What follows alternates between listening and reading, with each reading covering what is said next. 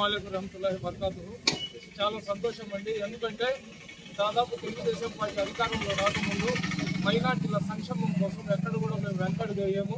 మేము బీజేపీ పార్టీతో పొత్తు పెట్టుకున్నా కానీ ముస్లిం సోదరుల మీద ఈగ వాలనీయకుండా వాళ్ళకున్న ప్రతి కష్టంలో కూడా మా కష్టంగా భావించి వాళ్ళకి అండగా నిలబడతామని చెప్పి చంద్రబాబు నాయుడు గారు ఎన్నికల ప్రచారంలో చెప్పడం జరిగింది.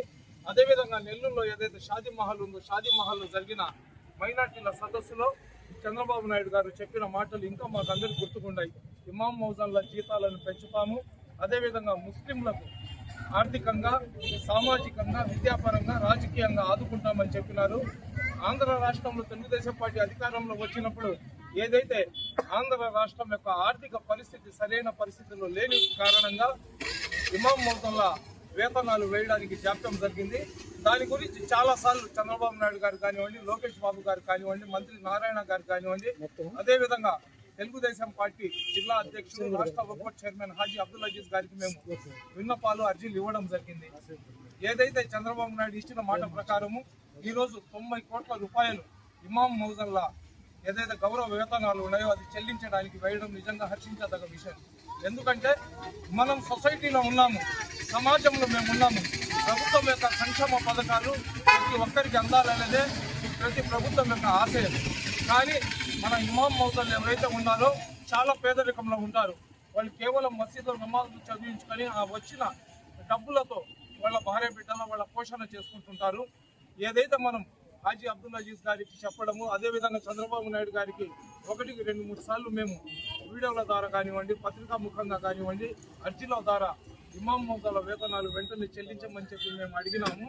దాన్ని వాళ్ళు మొన్న జరిగిన మైనార్టీ సంక్షేమ దినోత్సవం ఏదైతే అబుల్ కలాం ఆజాద్ గారి జయంతి సందర్భంగా విజయవాడలో అతను అనౌన్స్ చేసిన 24 గంటల లోపల ఇమాం మౌజాన్లకు 1 సంవత్సరం వేతనాలను వేసినందుకు నిజంగా ముస్లిం సమాజం తరఫున మేము ధన్యవాదాలు తెలియజేసుకుంటున్నాము. అదేవిధంగా ముఖ్యమంత్రి గారికి మేము ఒక రిక్వెస్ట్ చేస్తున్నాం. ఏదైతే పేద ఇమాం మౌజాన్ల అకౌంట్లలో ఏదైతే డబ్బులు ఉన్నాయో నేరుగా ఇమాం మౌజాన్ల అకౌంట్లోనే వేసేయాల. కొన్ని మసీదులలో ఉన్న ముతవల్లీలు ఏం చేస్తున్నారంటే ఆ మసీద్ అనేది అల్లా యొక్క గృహం. అల్లా యొక్క గృహంలో, అల్లా సన్నిధిలో మంచిని 10 మందికి తెలియజేసే మనస్తత్వం ఉన్న ఇమాం మౌజాన్ల నోటి దగ్గరికి వచ్చే ఈ వేతనాలను కూడా కొంతమంది ముతవల్లీలు తినేస్తున్నారు. కాబట్టి అటువంటి వ్యక్తుల మీద చర్యలు తీసుకోవాలా. ముతవల్లీలు ఆ గౌరవ వేతనాల్లో జోక్యం చేసుకోకుండా ఒక జీవన్ కూడా విడుదల చేయాలని చెప్పి మేము ముఖ్యమంత్రి గారికి, నారా లోకేష్ బాబు గారికి, హాజీ అబ్దుల్ అజీజ్ గారికి మేము రిక్వెస్ట్ చేస్తున్నాం. ఎందుకంటే హాజీ అబ్దుల్ అజీజ్ గారు ఒక్కరికి సంబంధించిన రాష్ట్ర అధ్యక్షులు కాబట్టి ముస్లింలు, మసీదులు ఇవన్నీ కూడా ఆయన పరిధిలో ఉంటాయి కాబట్టి ఆయనకు రిక్వెస్ట్ చేస్తున్నాము. అదేవిధంగా ముఖ్యమంత్రి గారు మీరు ఎంతోమందికి సహాయ సహకారాలు అందించినారు. హైదరాబాద్ని హైటెక్ సిటీ లాగా తీర్చిదిద్దినారు. ఎస్సీ, ఎస్టీ, బీసీ కులస్తులకు చాలా సంక్షేమ అభివృద్ధి పథకాలు ఇచ్చినారు. ఈ ఇమాం మౌజాన్లు ఎవరైతే ఉన్నారో వాళ్ళందరూ కూడా బిలో పావర్టీ లైన్లోనే ఉంటారు, పేదరికంలోనే ఉంటారు. కాబట్టి వాళ్ళందరికీ కూడా ఇళ్ల స్థలాలు కేటాయించాలని చెప్పి కూడా మేము ముఖ్యమంత్రి గారికి విన్నపిస్తున్నాం, రిక్వెస్ట్ చేస్తున్నాము. ఎందుకంటే ఎన్ని ఉంటాయి ఇప్పుడు నెల్లూరు జిల్లాలో 185, 440, 450 మసీదులు ఉన్నాయి. నెల్లూరు సిటీ రూరల్లో కలిపి 186 మసీదులు ఉన్నాయి. అదేవిధంగా రాష్ట్ర వ్యాప్తంగా ఒక 4000 చిల్లర మసీదులు ఉన్నాయి. కాబట్టి ఎవరైతే ఈ పేదరికంతో అల్లాడుకున్న ఇమాం మౌజాన్లు ఉన్నారో వాళ్ళకందరికీ ప్రభుత్వ తరఫున ఇళ్ల స్థలాలు కేటాయించాలా, వక్ఫ్ తరఫున వాళ్ళకి ఇల్లులు నిర్మించి ఇవ్వాలని చెప్పి కూడా మేము ఒక రిక్వెస్ట్ చేస్తున్నాము.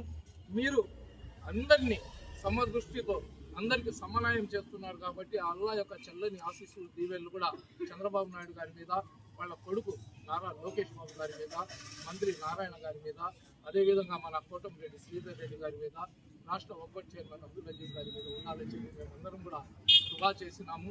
మీరు మంచి పనులు చేస్తే ఖచ్చితంగా ఎవరైనా సరే మీరు ఎవరితో ఉన్నా కానీ మీకు సహకరించడానికి మేము సిద్ధంగా ఉన్నాము. అంటే ప్రభుత్వం కూటమిలో ఉంది కాబట్టి కొంతమంది అనుమానాలు వ్యక్తం చేసినటువంటి పరిస్థితి. సో ప్రస్తుతం కూటమి ప్రభుత్వం ఉంది అని భావించిన ఈ కూటమి ప్రభుత్వం అనేది రాజకీయ ప్రయోజనాల కోసం చంద్రబాబు నాయుడు గారు పెట్టుకున్న అలయన్స్ అది. చంద్రబాబు నాయుడు గారు ఒక విజనరీ, అతను ఒక సెక్యులర్ నాయకుడు. అతను ఒక కులానికో ఒక మతానికో అంటి పెట్టుకునే మనస్తత్వం చంద్రబాబు నాయుడు గారికి లేదు. చంద్రబాబు నాయుడు గారు దాదాపు 40 సంవత్సరాల నుంచి సుదీర్ఘ రాజకీయ చరిత్ర, భారతదేశంలో ఉన్న సీనియర్ నాయకుల్లో చంద్రబాబు నాయుడు గారు కూడా ఒకరు. కాబట్టి అతను రాష్ట్రంలో ఉన్న ప్రతి ఒక్కరు సంతోషంగా ఉండాలనే నేపం అతన్ని. ఏదైతే తండ్రి గారి అడుగుజాడలు ఉన్నాయో, తండ్రి చూపించిన మార్గం ఉందో అదే మార్గంలో లోకేష్ బాబు గారు కూడా నడుస్తున్నారు కాబట్టి వాళ్ళందరికీ న్యాయం చేస్తారని మాకు ఆ రోజు కూడా తెలుసు. అతను కూటమితో పోయి ముస్లింలకు అన్యాయం చేస్తారనే ఆలోచన కానీ ఉంటే ముస్లింలు చంద్రబాబు నాయుడు గారికి ఓట్లు వేయరు కదా. అతని కూటమితో ఉన్నా కానీ అతని రాజకీయ పరిస్థితులు, అదేవిధంగా రాష్ట్రాన్ని అభివృద్ధి చేయాలంటే కేంద్రంతో అతను సన్నిహిత సంబంధాలు పెట్టుకోవాలనే ఒక నేపంతో అతను కూటమి ప్రభుత్వంలో పోయాడు. Chandrababu Naidu is a leader, is a secular leader.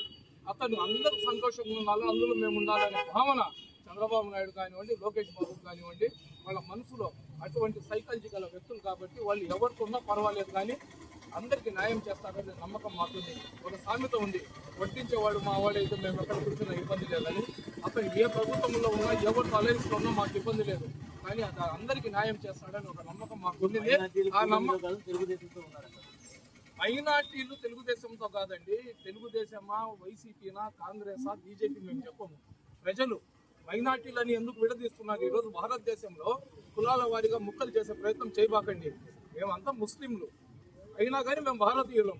భారతదేశ సంపదలు ప్రతి ఒక్కరికి సమాన హక్కు ఉంది. గత ప్రభుత్వాలు ఆ సంపదను మా నోట్లో మట్టి కొట్టి మైనార్టీ సంక్షేమానికి ఇచ్చే నిధులను తీసుకొని పోయి వాళ్ళ సొంత లాభాలకు యూజ్ చేసుకున్నారు.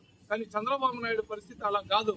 అతను ఏంటంటే అందరికీ సంక్షేమ ఫలాలు అందించాలా, అందరూ సంతోషంగా ఉండాలి అనే మనస్తత్వము చంద్రబాబు నాయుడు గారికి, లోకేష్ గారికి. కాబట్టే వాళ్ళందరికీ సమానంగా చూస్తున్నారు.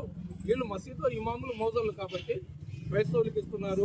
అదేవిధంగా మా హిందూ సోదరులు ఎవరైతే పూజారులు ఉన్నారో వాళ్ళకి ఇస్తున్నారు, మైనార్టీలకు ఇచ్చినారు. ఇచ్చిన మాట నిలబెట్టుకున్నాడు కాబట్టి ఎవరైతే మాట నిలబెట్టుకున్నాడో అతనే మాకు నాయకుడు. మా ఓట్లు వేయించుకొని మాకు ద్రోహం చేసేవాడు మాకు నాయకుడు కాదు. మేము ఓటు వేసింది ఎవరికి? నెల్లూరులో సైకిల్ గుర్తుకి వేసినాం. చంద్రబాబు నాయుడు ఎవరు? సైకిల్ గుర్తుకి అది లేక మైనార్టీలకు అండగా ఉంటానన్నాడు. మైనార్టీలకు చెప్పిన మాట ప్రకారం 90 కోట్లు ఇచ్చారు. ఇంకా మనకి ఏమేమి ఇబ్బందులు ఉన్నాయి మేము అడుగుతున్నాము, అవి కూడా పూర్తి చేస్తారని నమ్మకం ఉంది.